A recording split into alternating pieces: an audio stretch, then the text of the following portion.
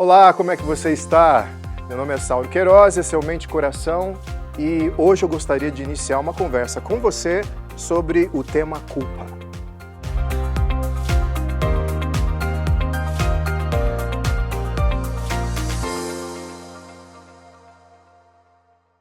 No começo dos tempos, na época do primeiro casal, Adão e Eva, criados por Deus, o Senhor tinha feito um pacto com esse primeiro casal. E o pacto era: não comam da árvore do conhecimento do bem e do mal no centro do jardim onde vocês moram, porque no dia que vocês comerem dela, vocês morrerão. Mas não é que Adão e Eva comeram da tal da árvore? Primeiro, Eva foi tentada pela serpente. Depois, Eva ofereceu o fruto para o seu marido e o seu marido comeu. Deus aparece no jardim para bater um papo com eles e percebe que a turma toda fugiu. E ao buscá-lo, Adão em especial, nós temos a seguinte conversa. Olha só, Gênesis 3, versículo 10 ao versículo 13. Deus buscando Adão: onde é que você está? Ele responde: ouvi teus passos no jardim e fiquei com medo, porque estava nu. Por isso me escondi. E Deus perguntou: quem disse que você estava nu? Você comeu do fruto da árvore da qual o proibi de comer?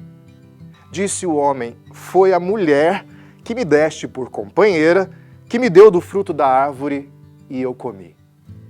O texto segue com Eva culpando a serpente também. E esse momento em que nós lemos agora é a gênese de algo que assombra todos nós em maior ou menor grau: a culpa. Mas então, o que seria a culpa? A culpa é essa diferença entre quem você é hoje e faz hoje e quem você deveria ser ou você deveria fazer. Essa diferença causa uma fissura dentro de nós, causa um incômodo, uma angústia. Essa angústia a gente dá o nome de culpa. A culpa, ela tem nuances, ela pode ter contornos culturais. O que traz culpa num determinado país não traz culpa em outro país. Tem contornos familiares. Há famílias que são muito formadas, geradas a partir da culpa. Cobram mais, julgam mais, condenam mais. Há famílias mais leves, onde acusações e condenações não são feitas de forma tão explícita. Mas também há famílias onde o ensino moral, a condução moral dos seus membros é tão frágil que a família toda parece que simplesmente não tem consciência. Nada o acusa, nada acusa os seus membros de que estão fazendo alguma coisa errada, portanto o número de crises é bem menor. Nós temos também a nuance da saúde mental. Há pessoas, por exemplo, como os psicopatas, que sentem zero culpa, por uma questão da formação do cérebro mesmo. O cérebro se comporta de tal maneira e funciona de tal maneira que a culpa é um assunto totalmente estranho a esse tipo de pessoa. Mas, via de regra, pessoas sentem culpa. Via de regra, pessoas, volta e meia, se veem num momento ou num lugar que não é o ideal. É muito difícil, na verdade, você se enxergar como estando exatamente no lugar ideal. Sempre falta alguma coisa. Sempre falta uma distância para você ser quem você achava que deveria ser, para que você seja quem a sociedade disse que você tem que ser. Agora, eu queria te dizer uma coisa. O que aconteceu com aquele primeiro casal é algo que, no começo desse nosso papo, que vai durar 3 semanas, sobre culpa, eu queria tirar do seu coração e queria tirar da sua cabeça através da palavra de Deus. E do que é que eu estou falando? Quando Deus procura Adão e cobra dele um esclarecimento sobre a sua fuga, Adão se mostra culpado. Mas a culpa parece uma batata quente. Já brincou de batata quente? Aquela brincadeira infantil, onde você precisa ficar passando uma espécie de batata flamejante de mão em mão, porque ela está queimando? Adão tinha uma batata quente nas mãos. Ou ele assumia aquela responsabilidade, ou ele passava adiante. E ele passa a culpa adiante. Ele culpa Eva. Eva passa a culpa adiante, culpa a serpente. Há duas dois tipos de pessoas me assistindo agora nesse momento. Há os que se sentem culpados porque de fato avaliam na sua vida motivos para se sentirem culpados. E há aqueles que se sentem culpados, mas não suportam esse estado e passam a culpa adiante. Às vezes é um pai que culpa o filho por algum problema familiar. Uma mãe que culpa, por exemplo, a sua criança, o seu recém-nascido, por causa da sua carreira, que teve que ter uma interrupção. Às vezes é um irmão que culpa o outro porque não quer assumir a responsabilidade de algo errado que fez. Às vezes é alguém que no trabalho cometeu um erro, um equívoco, ou fez algo errado mesmo, e decidiu culpar o outro funcionário diante das cobranças do chefe. Para o primeiro tipo, aquele que está se sentindo simplesmente culpado porque identifica na sua própria conduta algum motivo para se sentir assim, eu queria dizer uma coisa. Olha, o mesmo Deus que disse que Adão e Eva mereciam a morte, era o Deus que, quando conversou com Eva, logo em seguida a esse momento, afirmou que da descendência dela nasceria um homem, uma pessoa, que iria pisar na cabeça da serpente.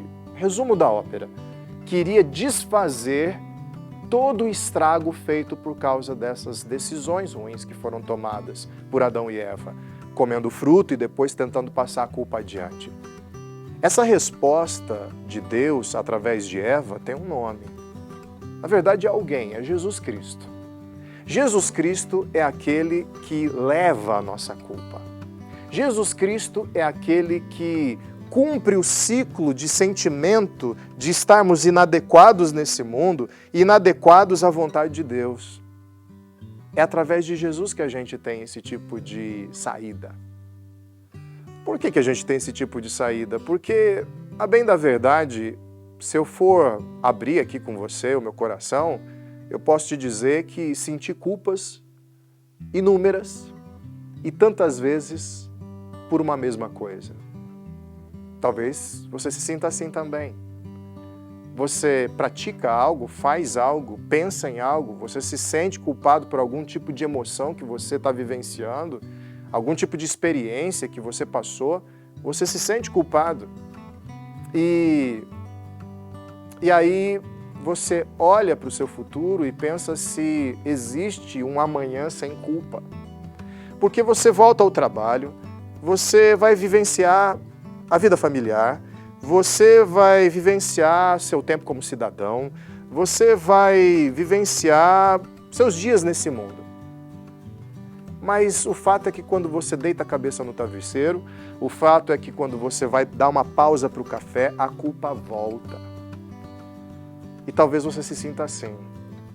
Uma culpa que aparece, uma culpa da qual você se distrai quando está muito ocupado, mas é uma culpa que volta assim que você tenta descansar. Resultado, você não descansa. Resultado, sua cabeça fica em tormento, com uma voz dizendo que você não é, você não fez, você não praticou, você não realizou, por sua causa, foi você.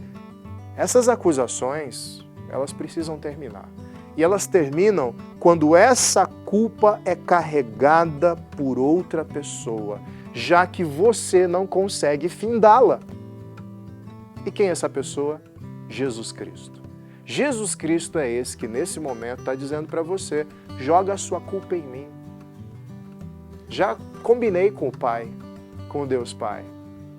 Joga a sua culpa em mim. Senhor, eu me sinto culpado. Eu me sinto distante da Tua vontade, do Teu querer, do jeito que o Senhor quer que eu viva. E eu estou colocando aqui diante do Senhor, através do nome de Jesus, a minha culpa. Eu não quero mais me sentir assim. O que vai acontecer é que Deus vai receber a sua culpa. Quer saber a culpa que Deus não recebe? Aquela culpa que você coloca assim diante dele e fala assim, eu me sinto culpado, eu sei que eu estou em débito contigo, está aqui Nunca mais vou fazer. De agora em diante a minha vida vai ser uma perfeição, vai ser uma maravilha. Nem em pensamento, nem em emoções, nem em fala, nem em prática, eu serei um santo anjo vindo dos céus aqui nessa terra. Isso não vai acontecer. Você precisa ser honesto com você mesmo, você precisa ser honesto com Deus. Você precisa de Jesus. Agora, há também aquele outro tipo de pessoa que nós conversamos aqui. Aquele tipo de pessoa que recebeu uma culpa ou se sente culpado e passa adiante. Eu quero que você pare com isso. E a forma de parar com isso é você pausando a sua ladainha, sua argumentação, de por que seu pai, de por que sua mãe, seu irmão, seu colega de trabalho, todos são culpados menos você. Sabe por quê?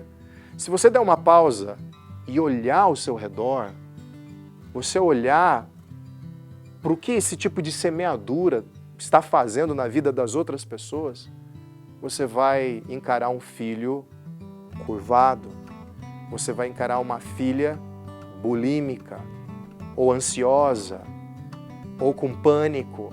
Você vai encarar um colega de trabalho sendo injustiçado por causa de uma acusação sua. Você vai encarar o seu cônjuge chorando, o seu cônjuge se sentindo mal. Olha, passar a culpa adiante sobre outras pessoas, uma culpa que é sua, causa destruição. Mas colocar a sua culpa diante do Senhor através de Jesus traz libertação. Entenda, colocar a culpa diante de Deus através de Jesus não significa dizer eu não sou culpado. Significa dizer para Deus, eu não tenho o que fazer diante do meu erro. Eu não tenho o que fazer para apagar o passado.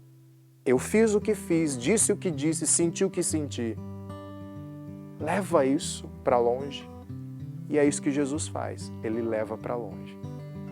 Olha, semana que vem a gente vai continuar esse papo e eu gostaria muito que você fizesse um exercício aí na sua casa. Eu queria muito que você avaliasse a sua culpa, os seus sentimentos de inadequação. Eu queria muito que você fosse corajoso nesse sentido. Eu queria que você investigasse dentro de você quais são as raízes da sua culpa. Adão e Eva, ficou muito claro, eles desobedeceram a Deus. Mas como a sua vida tem sido inadequada à vontade de Deus? Você já pensou nisso? Quais são as áreas da sua vida em que você percebe que não está vivendo a vida plena que Deus deseja para você? E aí, quando você der nomes, você vai fazer o seguinte, você vai fazer uma oração e você vai entregar essa culpa do erro que você detectou na sua trajetória para Deus em nome de Jesus. Depois de fazer isso, na próxima sexta-feira, você vai assistir o próximo Mente e Coração e se preparar para a nossa próxima conversa.